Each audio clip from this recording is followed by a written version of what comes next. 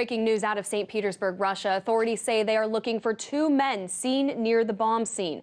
Earlier today, an explosion in the city's metro system killed at least 11 people and injured more than 36 more. Russian officials now say that the blast is being investigated as a terror attack. Authorities defused a second bomb just 2 stops away that was 4 times as powerful as the one that blew up. RT's Ilya Petrenko is in St. Petersburg for us tonight. I have just arrived to St. Petersburg on a train, and even before the train stopped, we started hearing through the train announcements. We started feeling the unprecedented security measures that are currently taking place in the city.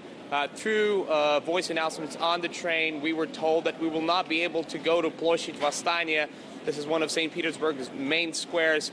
Through the train station building, we will need to take the emergency exit, and all the passengers that, well, perhaps the remaining ones you can see behind me, will have to leave through the emergency exit. Well, speaking of the more impressive measures, the entire St. Petersburg Metro system was shut down after the terrorist attack happened.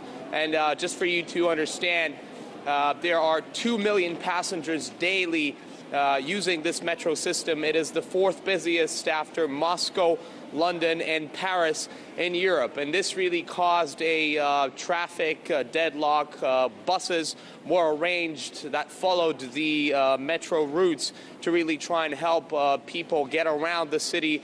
That was actually the time when most people were leaving work. And of course, still, the traffic situation in the city is very difficult. Now, speaking of the immense security measures that are happening here, in particular at the Moskovsky railway station, we understand that they're also very important because this was the location where the second explosive device, which, however, wasn't detonated, was found. Now, according to the latest reports, although this is not official, the total number of deaths here in the St. Petersburg terrorist attack reached 14, and there are still dozens of people treated in the hospital. And I will be going to one of the hospitals to be able to try and talk to the survivors and also other people who are being treated there. NRT has heard from some of the survivors of this attack on the metro in St. Petersburg. Take a listen.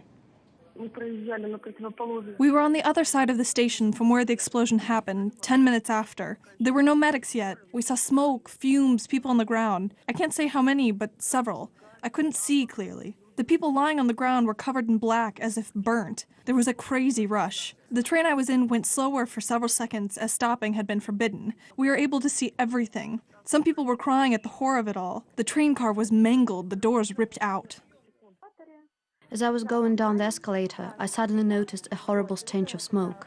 When the train arrived, I went in and started waiting for Technological Institute station to see what had happened, as I had heard from my friends about the evacuation there. People on the train didn't seem to know about the incident, as they waited to exit, but the doors stayed closed. I looked out of the window and saw medical teams and firemen, and I also saw the heavily damaged train carriage. One girl, a complete stranger, grabbed my hand and asked to go out. It was really scary, heavy smoke everywhere, and of course we exited at the next station.